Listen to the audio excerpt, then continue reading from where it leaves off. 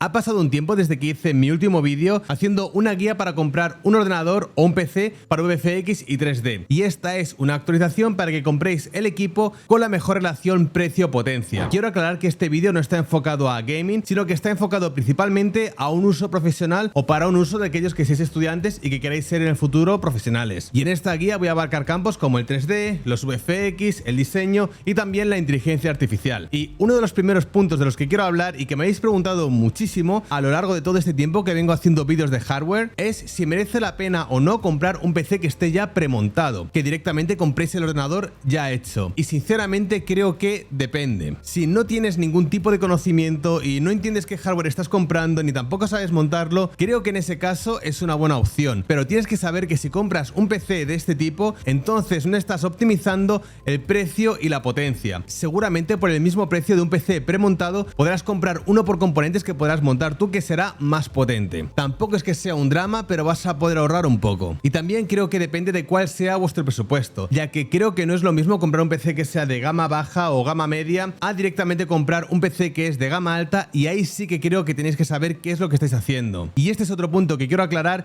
y es que ojo a si compráis componentes que sean de gama alta. Y con esto me refiero a comprar un procesador como el Ryzen 9 9950X, que es de lo más potente que hay en el mercado, con una RTX 5090, una placa base también que sea de alta gama, ya que al montar un PC de estas características vais a tener ciertos problemas. Por ejemplo, al montar el mío, el que tengo aquí detrás, cuando lo monté y lo empecé a probar, de repente cuando estaba haciendo simulaciones en 3D, por alguna razón en cuanto pulsaba el botón de simular y pasaban unos 10 o 20 segundos, el PC directamente se reiniciaba. Y no entendía por qué, y esto no me pasaba jugando videojuegos o haciendo otras tareas, sino que era directamente cuando hacía una simulación en 3D, que a los 10 segundos se reiniciaba, y no tiene ningún sentido. Tuve que meterme en la BIOS de la placa base, empezar a hacer underboard al procesador y tocar también otros parámetros del equipo hasta que encontré el punto dulce y ya lo dejé ajustado y no me ha vuelto a dar ningún problema. Pero esto también es así porque llevo muchos años montando mis propios equipos y sé qué es lo que tengo que tocar en caso de que algo falle. Pero si no tienes esa experiencia y haces una inversión de miles de euros en un equipo como este, créeme que puede ser bastante pesadilla. Así que si vais a ir a un equipo que sea de gama alta, os recomiendo que os informéis y que busquéis sobre lo que estéis comprando en internet y si los componentes son compatibles y todo ese tipo de cosas. Pero vamos ya directamente a la guía de qué tenéis que tener en cuenta a la hora de comprar uno de estos equipos. Y el primer componente, y el que va a ser la base de todo, es la placa base. Este sigo pensando que es un componente donde si veis ajustados de presupuesto o estáis ahí justo en el límite de lo que os queréis gastar, creo que es uno de los componentes donde se puede recortar un poco. Y aquí hay una infinidad de modelos, una infinidad de marcas, y yo por ejemplo siempre monto Asus en placas base. Ahora para los procesadores de última generación tenéis la gama B850, que es más de entrada o de precio bajo a medio de presupuesto, y luego tenéis las placas base X870 que son de más alta gama, están mejor construidas y tienen más opciones. Y es que una placa base no va a hacer que vuestro PC sea más potente ni que los componentes vayan más rápido, sino que vais a tener ciertas comodidades, como que por ejemplo la placa base en sí, si es más cara, va a estar mejor construida, pero además vais a tener opciones como Bluetooth o Wi-Fi o puertos USB que sea más rápido, más espacio para conectar SSDs, tarjetas gráficas, que va a ser un componente más completo. Mientras que si miráis una placa base que sea de gama baja o que sea más barata, pues no va a tener tantos conectores, la calidad va a ser peor, pero en mi experiencia todas funcionan bastante bien. Como digo, mi preferencia es Asus, aunque también tenéis otras marcas como MSI, Gigabyte y muchas más, y por lo general los usuarios de cada marca están satisfechos con ella. Así que aquí os digo que simplemente buscad lo que más os guste. Y ahora sí vamos a hablar de uno de los componentes principales y uno de los componentes donde vais a tener que prestar especial atención, y estos son los procesadores. El procesador seguramente va a ser el corazón de vuestro equipo. Aquí tenéis dos marcas, tanto Intel como AMD. ¿Cuál es mejor? ¿Qué es mejor o qué recomiendo? ¿Intel o AMD? Aquí yo lo que recomiendo son los procesadores AMD. Son los que siempre monto en mis equipos últimamente,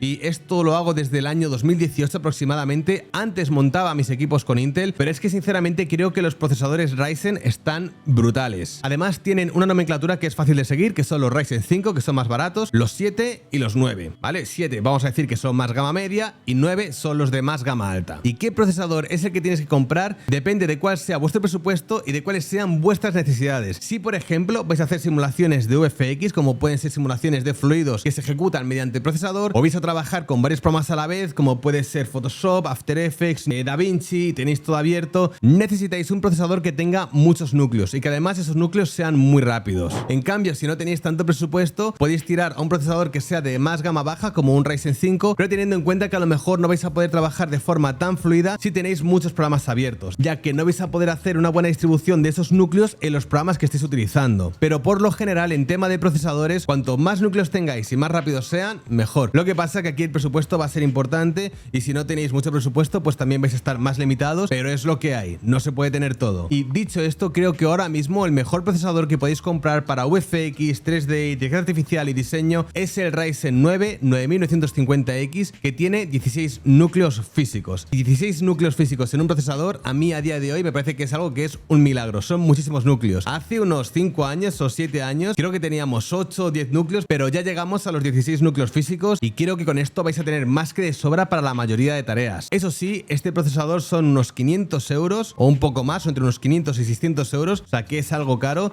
Y repito que si no tenéis este presupuesto, pues podéis bajar al Ryzen 7 o el Ryzen 5, que también funcionan genial. También quiero decir que porque os estoy recomendando los AMD Ryzen, esto no quiere decir que los Intel sean malos procesadores. Podéis comprarlos perfectamente, los de alta gama o los de gama media o más baja, y también van a funcionar prácticamente igual de bien, pero creo que ahora mismo en relación precio-potencia, los Ryzen son la mejor opción, pero los Intel tampoco están nada mal. Y también otro componente extremadamente importante que vais a mirar es la ventilación para la CPU, para el procesador. Y es que si montáis un procesador que es muy potente, os interesa también tener una muy buena ventilación. Por lo general tenéis dos opciones, una que son los propios ventiladores, que son ventiladores tradicionales y que son lo más clásico y lo más fácil de instalar, y yo sinceramente llevo años sin montar un equipo con eso, ya que me gusta montar refrigeración líquida, y llevo muchos años montando refrigeraciones líquidas y nunca he tenido ningún problema. Siempre ha mantenido los procesadores con muy buena temperatura, son fáciles de instalar, tampoco creo que sean muy caras y creo que sinceramente es una muy buena solución, eso sí, también acompañado de una buena pasta térmica. Y aquí también tenéis un montón de marcas, pero si hay una marca que me gusta para refrigeración líquida es Corsair. Dentro de esta marca tenéis también muchas opciones, a mí me gusta la Corsair H100, pero esto también es una preferencia personal, y también tenéis otras marcas como NZXT,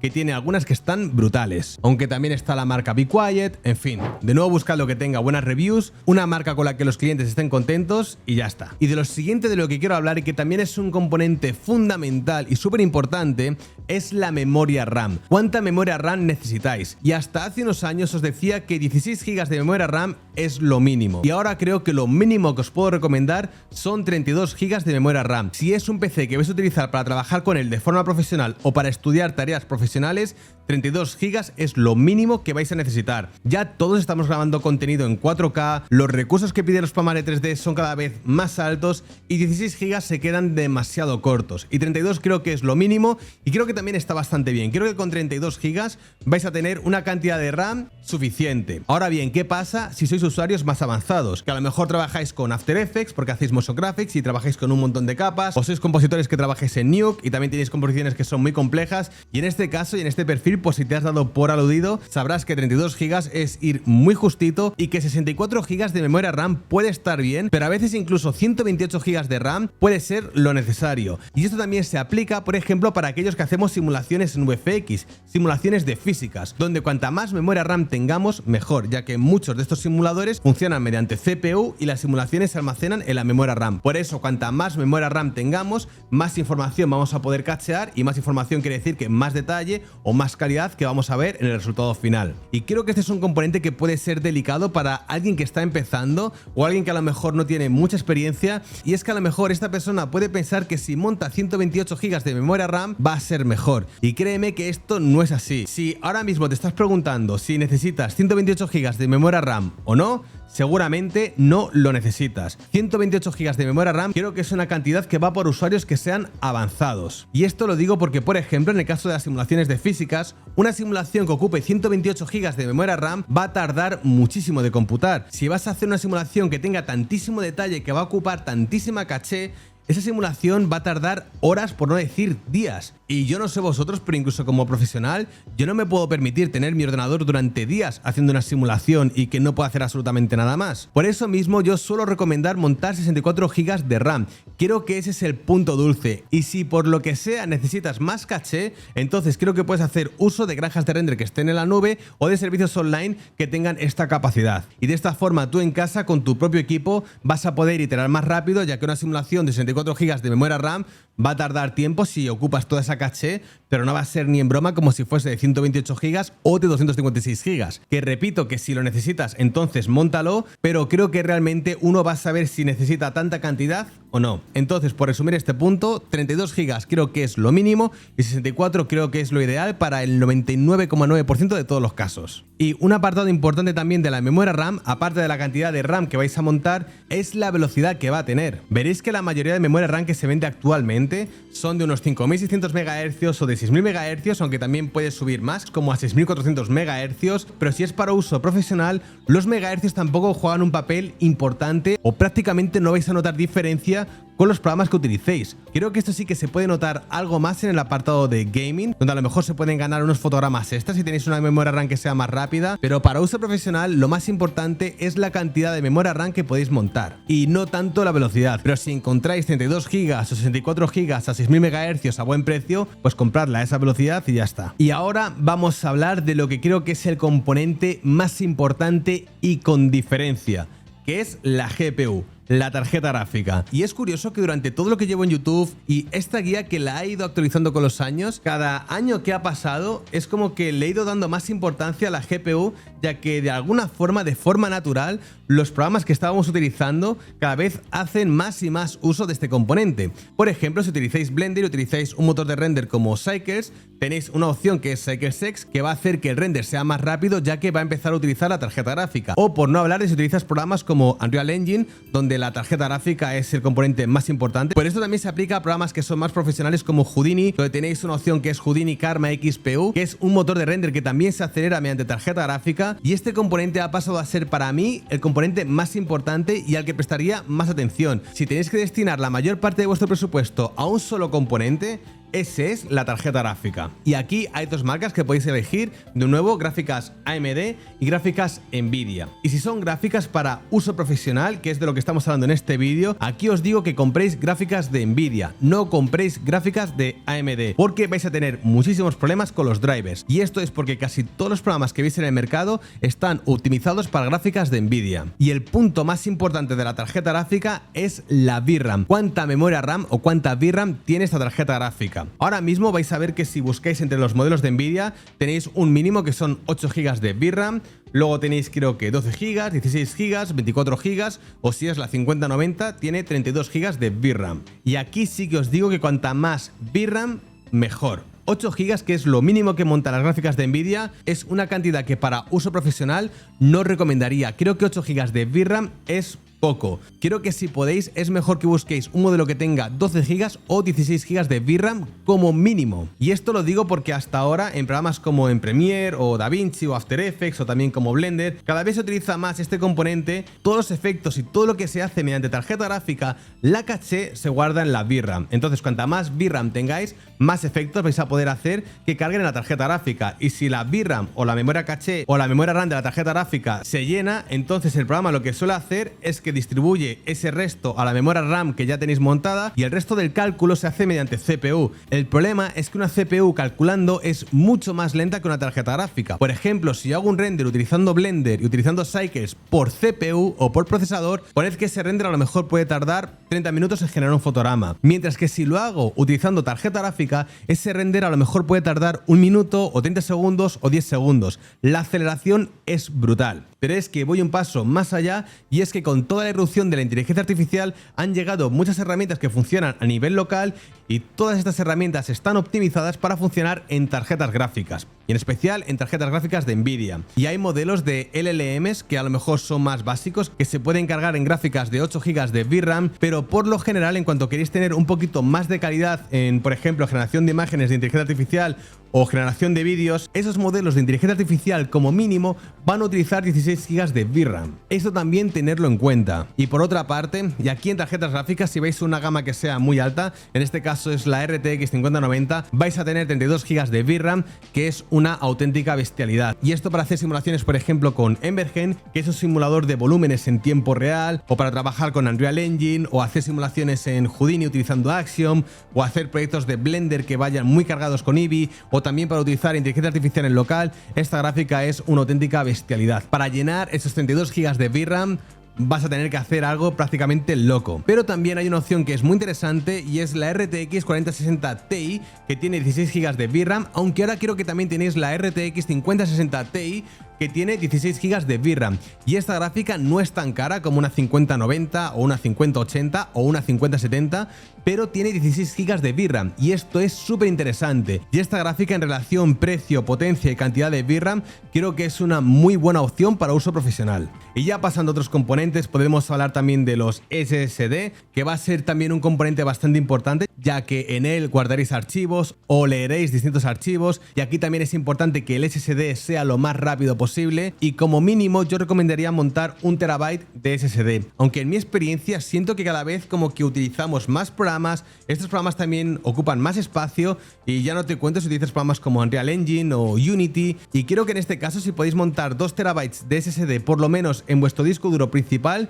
creo que es una buena opción. 1 TB también está bien, no digo que no, pero 2 TB creo que es la mejor opción ahora mismo, y si montase otro equipo nuevo para mí, el SSD principal montaría 2 TB de SSD, que lo que os digo también es un poco lo que haría yo. Y luego aparte del SSD tenemos que hablar de las fuentes de alimentación, que también es un componente extremadamente importante, que es otro componente que no va a hacer que vuestro equipo sea más rápido, que vaya más rápido ni que sea más potente, pero es importante sobre todo si estáis montando componentes que sean muy potentes. Por ejemplo, si montáis un Ryzen 9 y una RTX 5090, vais a necesitar una fuente de alimentación de mínimo 1000 vatios y que además sea de buena calidad. Aquí en temas de fuentes de alimentación también hay varias marcas, pero yo siempre suelo montar fuentes de alimentación que sean Corsair y que sean además de la gama Gold, como la gama Premium, que es que tienen muy buena calidad, y sobre todo si montas componentes que sean tan potentes, pues es importante que todo eso funcione bien y que si hay un apagón de luz, que no se rompa nada y que todo esté estable, y una buena fuente de alimentación es siempre una buena inversión. Si en cambio montáis componentes que no sean tan potentes,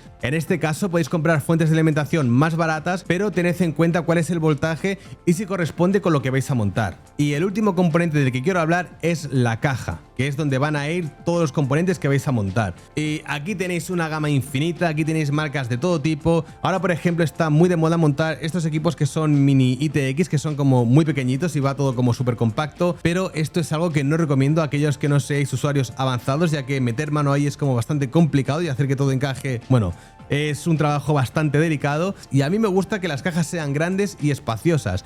Si podéis mirar una caja que sea grande, eso quiere decir que va a ser fácil trabajarla, va a ser fácil manipularla, vais a poder montar buena ventilación y bueno, como que vais a tener también más libertad. Pero repito que aquí hay como 1000 marcas, hay cientos de tamaños diferentes, y esto sí que creo que es una elección puramente personal. Eso sí, también tened en cuenta que si compráis una tarjeta gráfica como las RTX 5090 o las RTX 4090 o 4080, son gráficas bastante grandes y vais a necesitar una caja que también sea bastante grande. Y ya para concluir, como veis, ahora mismo y tal y como están las cosas, la tarjeta gráfica creo que es el componente donde tenéis que prestar atención y donde si tenéis que recortar de cualquier cosa menos de la tarjeta gráfica, porque de verdad ahora mismo es lo que prácticamente el componente que más vais a utilizar. Pero la memoria RAM y la CPU también siguen siendo importantes, aunque como digo, cada vez todo está más optimizado para el uso mediante GPU. Y esta recomendación no es solamente a nivel actual, sino que tal y como se está viendo cómo se está desarrollando las herramientas de inteligencia artificial y también los programas de 3D, de VFX y de edición, pues como digo, todo va bastante orientado a este componente. En fin, gente, que si tenéis cualquier pregunta, déjala ahí abajo en los comentarios,